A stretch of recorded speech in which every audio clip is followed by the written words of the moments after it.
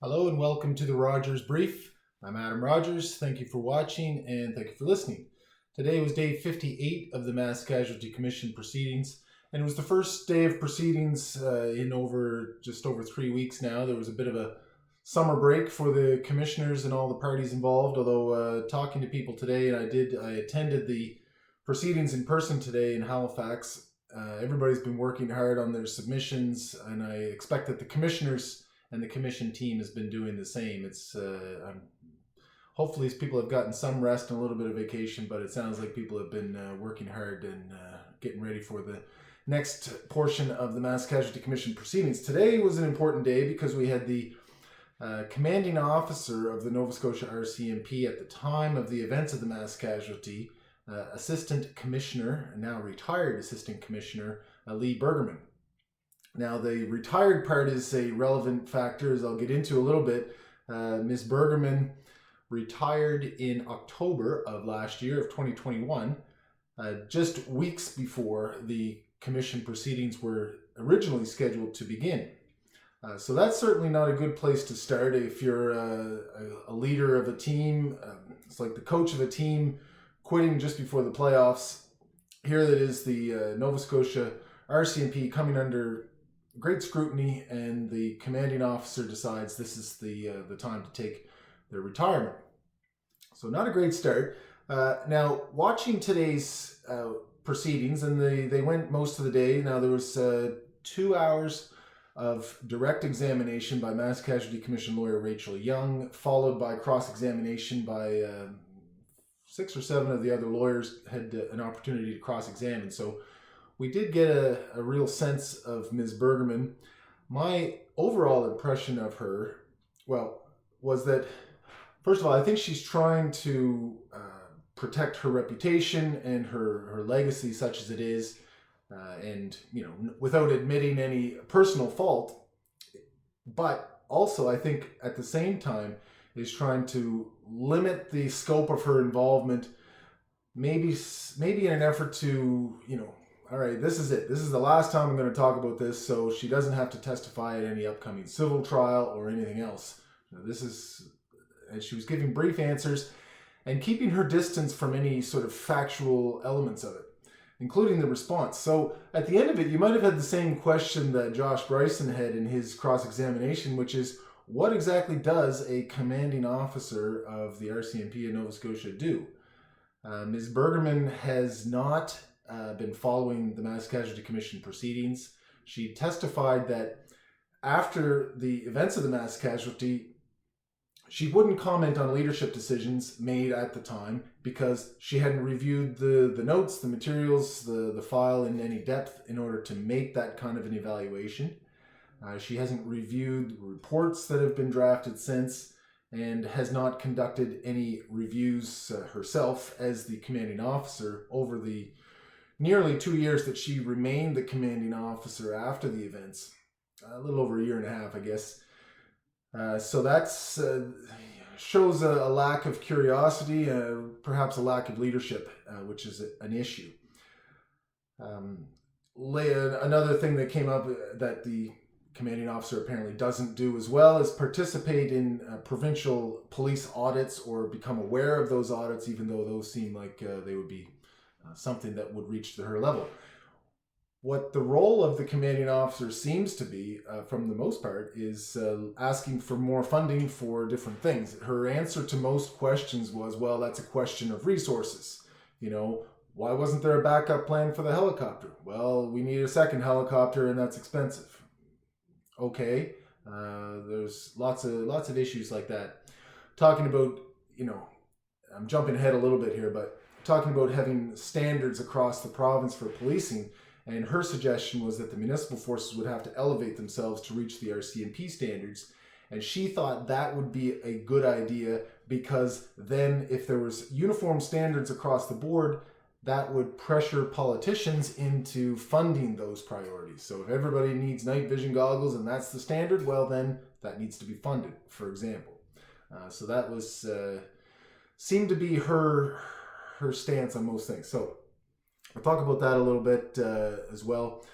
So she was examined first by Rachel Young, one of the lawyers for the Mass Casualty Commission, and Ms. Young had also interviewed Ms. Bergerman on August 2nd of this year.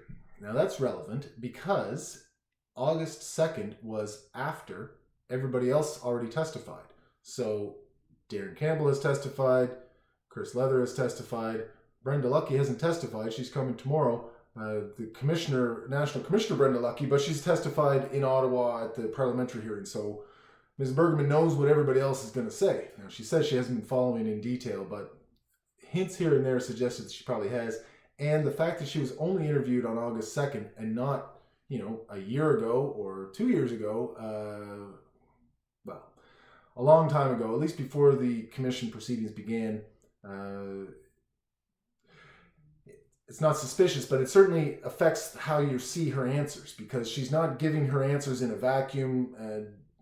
She knows what everybody else has already said, and she's able to tailor her answers to fit in with other narratives that have been established that she feels that she wants to support. So that was an interesting little tidbit off the top. The other thing was the first sort of series of questions was from Ms. Young was, is the RCMP capable of change? It was a series of questions along that theme. But if you watch the question and answer in that portion, it was like talking to an 8-year-old. It's like, well, do you think you can do better next time? Oh, yes, certainly. Okay. Do you think you're capable of doing better next time? Oh, yes, most certainly. Of course. Yes. All right. Moving on then. There was no follow-up. There was no digging into that. Interesting because, well, just in its own right, but later in cross-examination, one of the last lawyers to ask questions was Tara Miller, and she came back to the McNeil report out of Moncton, the Justin Bork shootings in Moncton. And we've heard this a few times during the Mass Casualty Commission proceedings. The critical incident commanders hadn't read the report. Other staff sergeants weren't familiar with the report. The lead officers, there's the report is on the website with all of these things ticked off as though they've been done, and in actual fact they haven't been done. So all these issues with the McNeil report implementation hasn't been implemented by the RCMP. All of these, making sure you have planned out, roadways, major roadways, where to put up roadblocks, all this different training hasn't been done. So the RCMP has already demonstrated that they may not be capable of change and of implementing recommendations when they're made. But Ms. Bergerman just sort of said, yeah, of course we would. And the commission lawyer moved on from that. I think by the end of the day with the cross-examination, I think most people were probably convinced that it was going to be very difficult for the RCMP to make major changes. Interesting too, Ms. Bergerman, as though she's retired, referred to the RCMP in the sort of, she was always saying we when she was referring to the RCMP. We would do this and we would do that. So she still, I think, feels a loyalty to the RCMP and the force.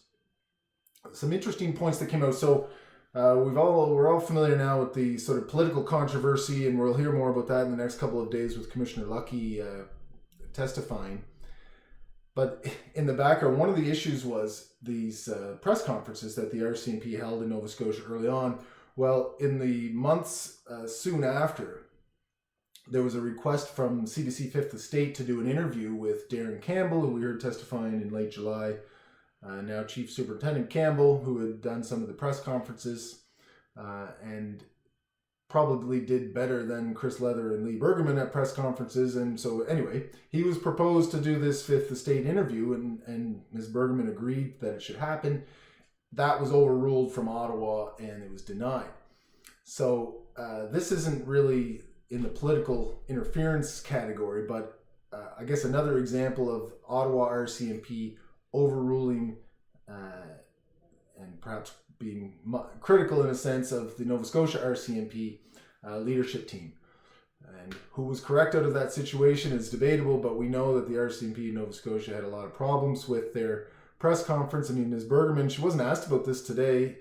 This must have been covered in her interview, which wasn't published yet on the Mass Casualty Commission website, about the press conference that and the statements that she made. That she opens the press conference about Heidi Stevenson, the death of Heidi Stevenson, that tragedy, and she goes on about Heidi Stevenson.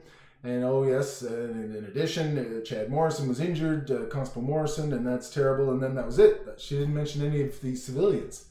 And so that wasn't raised today. But I think in the context of deciding as between Ottawa and Nova Scotia RCMP, which one maybe had the better judgment, I mean, it's open to interpretation, but probably not Nova Scotia from what we're learning. So we'll see how that develops over the next couple of days. In another thing that was brought up today was this psychological autopsy that we heard about in July. Ms. Bergerman says that was only an investigative aid. It wasn't intended to be used in a sort of to the standards that a psychological report, expert report, would normally be prepared for court.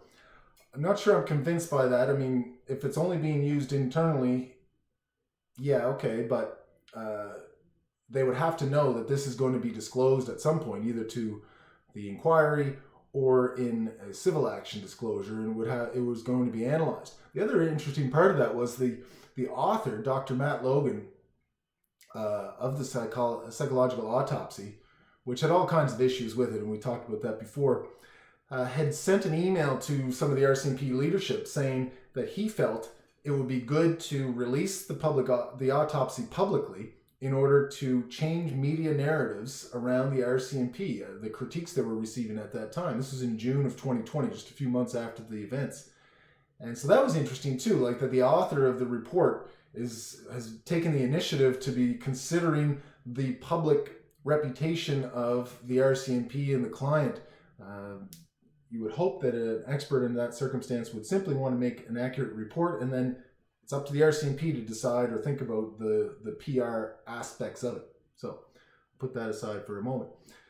But that does come into the next point that she was asked about, which was this issues management team that the Nova Scotia RCMP put in place.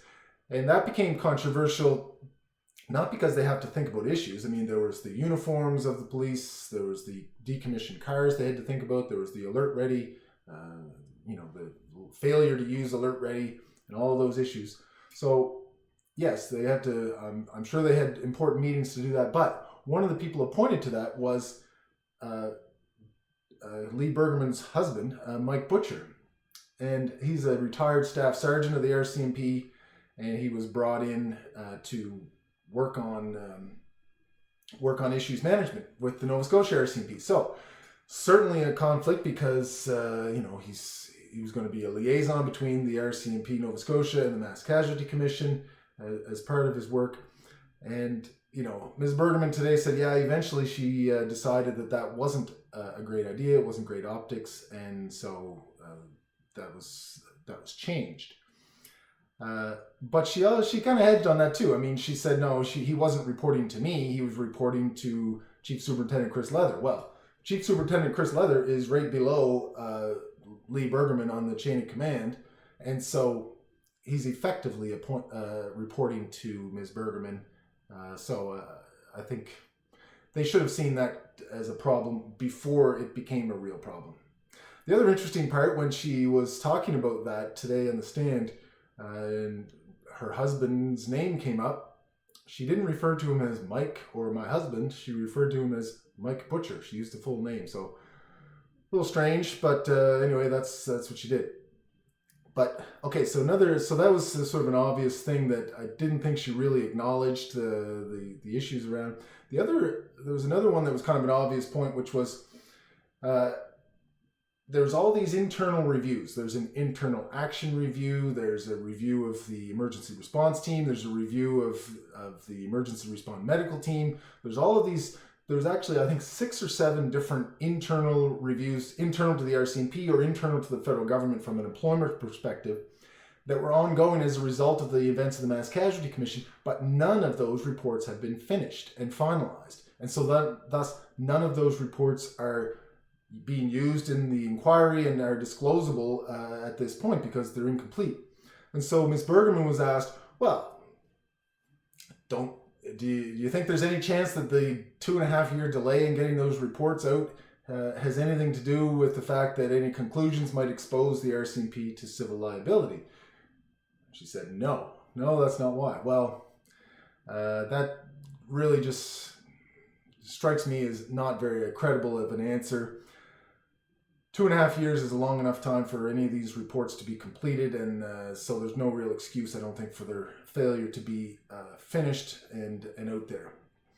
And in fact, so none of those reports have been finished 2.5 years later, and so really it's just an example of the RCMP, I think, trying to avoid accountability in any way they can, and hopefully from their perspective, I think that the commission proceedings are done before any of those other reports are made available.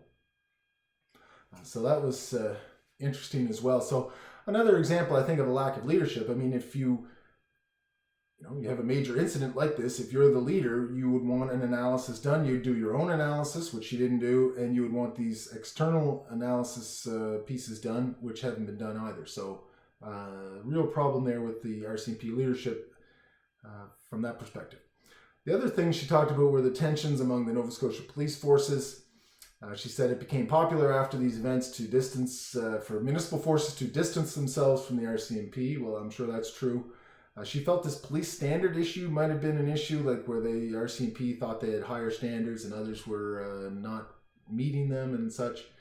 And then it became a financial issue. We heard this from Chief McNeil from Truro, that all of a sudden the RCMP started tracking their expenses when they would go use their specialized services in non-RCMP jurisdictions. So they started tracking those expenses a little more, and it seemed like they might have been upsetting people.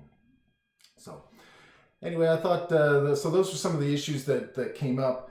Good cross-examination, I thought, by Tom McDonald and Josh Bryson, as well as Tara Miller, on, just the lack of curiosity that Ms. Bergerman had about the events. She says she hasn't been following the Mass Casualty Commission. She's been somewhere out of the country. She says without good internet service. Doesn't seem like a great excuse not to be following this stuff. Like, how are you not more curious about what was going on at the time? Well, at the time or since. The other point that came out in cross-examination from Rob Pinio, which was a really good point as well, she was talking about resources, Ms. Bergerman was, and they need more resources for this and that and everything else. Rob Pinio said, well, here's a letter from the Colchester Mayor, Mayor Blair, saying that from 2009 to 2020, the Colchester municipality approved every budget that the RCMP submitted to them for policing. So, you say there's no resources, but we approved your budget. How can you say that? So that is also an interesting point. I'm sure that will be relevant when it certainly comes to the civil claim as well. So that was that for today. So that was Assistant Commissioner Bergerman. She's not quite done. All of the lawyers had their questions, their cross-examination, but the commissioners themselves, this is around 4 o'clock or so today, I think had some questions, asked Assistant Commissioner Bergerman to come back tomorrow morning for 9:30 to answer more questions. I think the original schedule, now they didn't explain this at the end of the day today, but the original schedule was for Ms. Bergerman to testify today for a full day and tomorrow for half a day. Then Brenda Lucky, National Commissioner, to testify for half a day and then a full day Wednesday. If it's just commissioners asking questions, that might only take a half an hour or an hour at the most in the morning. So I don't know whether the plan is to have Commissioner Lucky go immediately thereafter or wait until lunchtime. So we'll see about that. The other piece of scheduling information we got today was that Dan Kinsella, the Halifax Regional Police Chief, is going to be testifying on Thursday. So tomorrow we'll have Ms. Bergerman, Commissioner Lucky on Wednesday, and then on Thursday, Chief Kinsella. So a busy week with leadership from Nova Scotia, from Ottawa, and then from Halifax testifying about all of these events and structure of policing and all those things. So it'll be interesting to see. It'll be interesting to see if Chief Kinsella's take on Nova Scotia policing in general. If interoperability is still possible with this new, the old guard of Nova Scotia RCMP leadership is all gone, either retired or transferred out. Whether he feels that the relationship is capable of being redeemed, I guess, in some sense, if that can be, if it's gone too far and there needs to be a wholesale change. So we'll see what he has to say about that if he's asked about that on Thursday. So until then, so we'll check back tomorrow. We'll be watching the proceedings with Ms. Bergerman's, the completion of her testimony, and then Brenda Lucky at some point in the day tomorrow. And I'll report back to you thereafter. So thanks again for watching. Thanks for listening, and we'll see you next time.